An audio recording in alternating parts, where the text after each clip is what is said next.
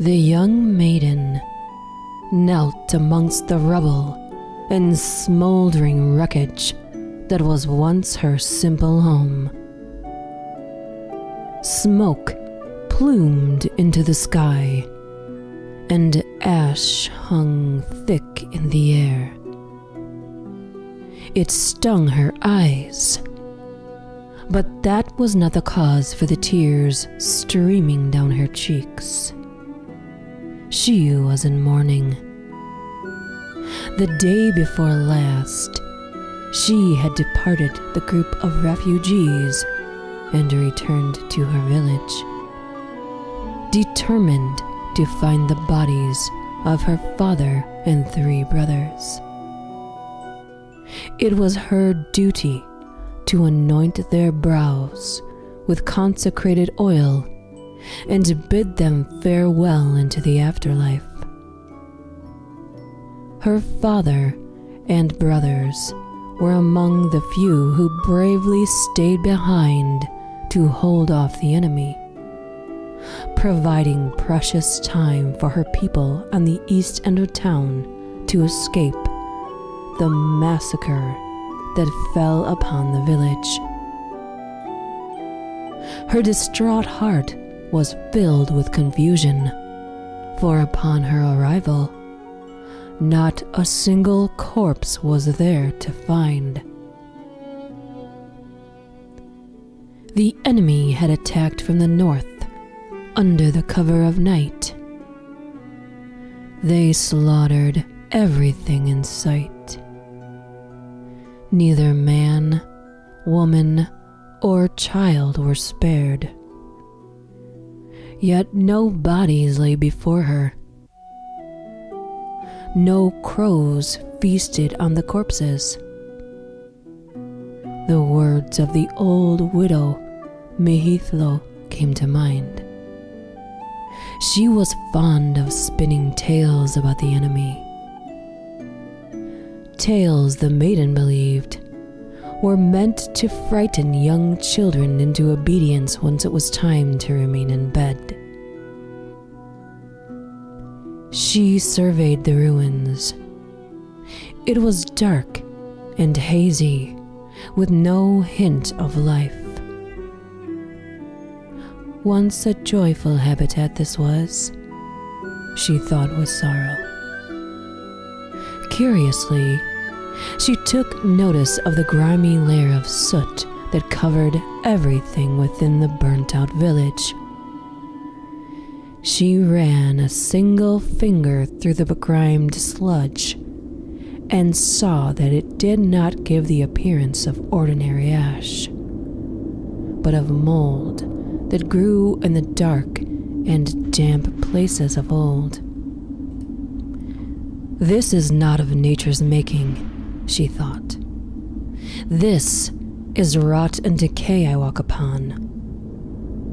The edges of the mold were of the deepest black with hints of green.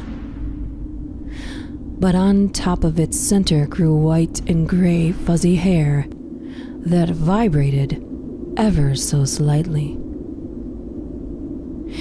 If it were not for the irritation from the smoke, she would have sworn the mold and mildew were growing and stretching out before her very eyes. The crackling of burning wood filled the air. Then, without warning, it vanished. All the surrounding flames immediately were extinguished, as if inhaled by an unseen giant. The mold congealed upon itself, forming vines and tendrils. They writhed on the ground before her feet, encapsulating and covering all within its reach. A soft hiss emerged from the ruins. A dense gas swirled and rose into the air from oval and lipped mouths that pimpled the surface of the thicker limbs. It flowed like a liquid upon the soil, and clawed up the scorched beams like an animal searching for prey. The maiden brandished her broadsword with speed and skill, for having been the daughter of a great blacksmith and the youngest sibling to 3 boys, she knew the ways of steel better than most. The hiss grew louder as it permeated the terrain. She backed out of the remains of her home, defenses at the ready, and eyes keen to any movement in her field of vision. Cracking and snapping broke the silence as the mist billowed and rolled. It reminded the maiden of the breaking of tree branches after winter ice storms. However, this was different. These cracks and snaps were from something wet and moist. The snaps and splits grew more severe and more frequent with every moment. It arose from all directions. Then all was silent. The maiden gripped the hilt of her sword tightly. She held the mighty blade over her head in a defensive position, ready to take the head of any foe or adversary that would stand against her. She kept this stance in silence and stillness. The girl did not grow weary from the heaviness of the blade, for it was the perfect weight for her. It had been a present from her father, and created just for her and no one else. Broken was the silence from harsh, raspy breaths of lungs filled with fluid and phlegm. The ground heaved upward and separated from wet hands that stretched up to the sky. Unbeknownst to the maiden, the metamorphosis occurring beneath her feet had run its course. The lost villagers had awoken. Worms and maggots still protruded from a type of dead flesh that they could not feast upon. Scabs tore free from wounds that rot healed and spilled pus onto the ground. The poor creatures dragged themselves out from their resurrection holes. Disoriented, they tottered and stumbled, but the scent of the young girl quickly filled their nostrils with desire and rage. Concealed under an entanglement of twisting vines and tendrils that stretched up a wall, a lost villager fell upon the startled girl and bit down on her neck with a ravenous ferocity. To her surprise, its teeth did not tear her skin. The bite hurt terribly, but its teeth felt soft and mushy within its clenched jaw. Several more of the lost villagers slashed at her with thin, pointed fingers, and again they felt flimsy. The answer to this riddle quickly flashed in her mind. Newly risen these foul beasts must be. Their hides had not yet time to harden, she thought. In a high overhead arc, she cleaved the lost villager that stood before her in two with her sword. With the blade's hilt, she struck the one that held her from behind in the throat and smashed its face into a stone wall. Another lunged at her and held her by the throat in an iron grip. She brought up her sword, twisted, and separated its hands from its wrists. In one graceful motion, she twirled and took off the top portion of the creature's skull. An unseen villager, a child, scurried on the ground and locked its arms around her leg.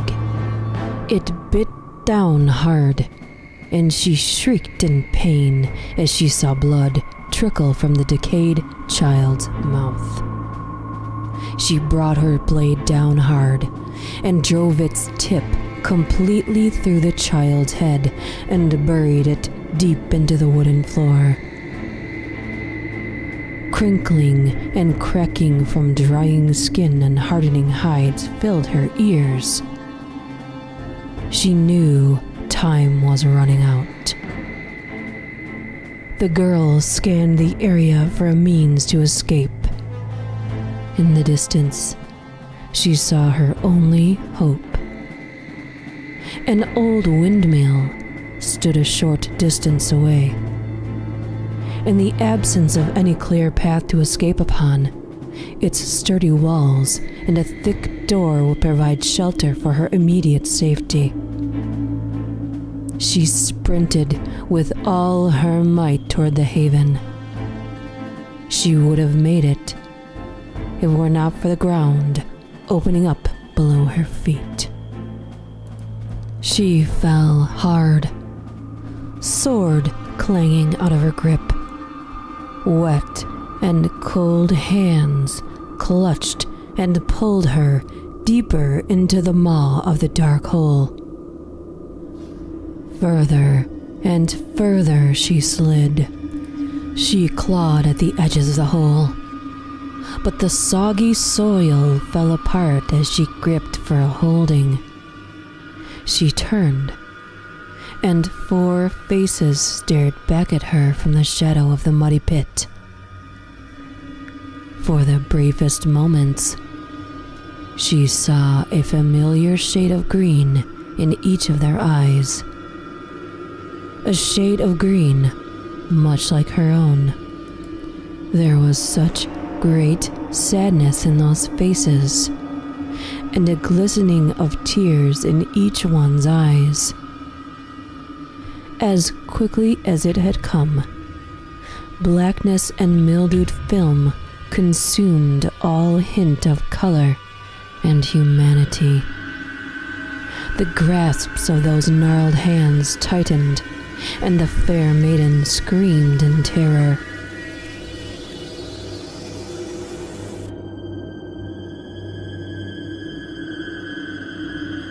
High in the night sky, a strange, high-pitched whirring emerged from the night.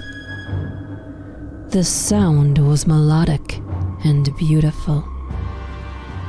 The struggling maiden turned from the dead faces and snapping jaws she held at bay, and saw a twirling diamond of light approach from the corner of her eye. It streaked across the night, ricocheted off a heap of stones, and shot toward the girl in a downward trajectory.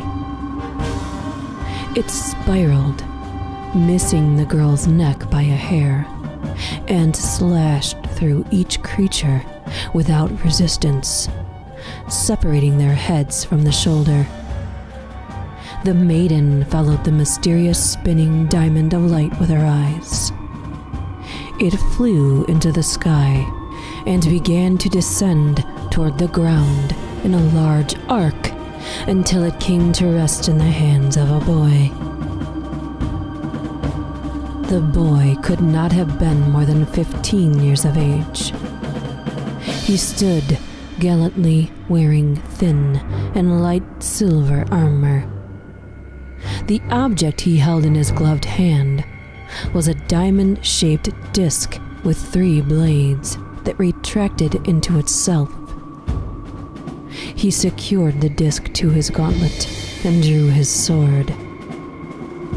In that instant, it appeared the mist quivered at the sight of the mighty sword. She watched him run head first into the approaching lost villagers. Her keen eye saw that the boy was well trained, but lacked experience on the battlefield. Still, the lost villagers were no match for his blade and amazing diamond disc. In the distance, she saw another young boy, wearing the garb of a squire, enter the town square. Accompanied was he by 6 fearsome warriors, 4 men and 2 women. They raised their spears and blades high above their heads and charged forward with a loud and magnificent battle cry. From within the mist, hordes of decayed creatures descended upon the small band of knights. Hissing and spitting filled the air. The sharp clang of steel against the hardened exoskeleton echoed across the barren village. The monsters fell upon the warriors from rooftops. They leaped into the air and crawled on the walls. The beasts flanked their victims with lethal precision. The green mist swirled and surged, blinding all caught within its wake. The young warrior approached the maiden. With a smile, he offered her his hand and said, "Milady, not at one so beautiful as you come to find herself in such a dire predicament." She was dumbfounded and in shock at the massacre she just witnessed. She stood aghast at the nonchalant demeanor the boy displayed for the loss of his comrades in arms. She had never seen such disregard for life or such dismissal of loyalty those brave souls must have shown for this child. Puzzled, rage built within her soul, she shouted, "But your friends just perished before our very eyes, and you did nothing. Do you not have any—" His smile grew wider than before, and the boy said, "My dear, you lay before the warriors of the 6 realms. The other was a squire to my father and champion to my mother. If any one of them were incapable of fending off a pitiful pack of flaccid deadlings, they would have no place at my side." With a slash, the squire's dagger slashed through the air, releasing a burst of golden light. The malignant mist evaporated into nothingness underneath its rays. In the clearing, the squire stood brandishing a brilliant blade. By his side stood 2 young women of no more than 20 years of age. Each held a short sword in reverse grip and wore gauntlets of silver and blue steel. The 4 men guarded the rear: an elderly man, a slightly aged man, and 2 young twins. At their feet laid the slashed and mangled corpses of the villagers. A second wave of the deadlings came at the warriors like a black wave of water. Their hard skin was glistening in moonlight. Each of the women warriors took on 2 foes, blocking slashes from lethal fingers with their gauntlets and stabbing decayed flesh with their blades. The old man held a menacing dory spear, capped at the rear with a heavy spike. His hair was long, white, and braided. Interwoven into the braid's hair end was a silver marble. Swings of the spear and snaps of his neck-severed heads and crushed skulls. The twins each carried a sword. One brother bore a kopis, a thick, curved saber. The other carried a straight, double-edged sword. They guarded each other's flank and worked as one, anticipating each other's actions. The middle-aged man was blind and held a curved dagger in each hand. He slashed throats and severed limbs with the precision of any sighted soldier. The young maiden recalled stories from the widow and the songs from the minstrels and bards. Could the tales be true, she thought? All the whispers and songs retold and sung. Was there more to those words than she pondered? Could it be true? The prophecy of the day of the worm? The young warrior cleared his throat to return her attention to him. Full of boyish playfulness, and one hand behind his back, he offered his other hand to her once more and said, "Forgive me, my lady. I am normally quite shy about things such as this, and find rejection quite devastating. However, in this case, I will risk the embarrassment and shame." With a sly grin upon his face, he revealed his concealed hand, held up her sword and said, "Would you care to dance with me?" The maiden saw the dark figures moving in the shadows. She looked into the eyes of this mysterious young warrior and felt a stirring she could not deny.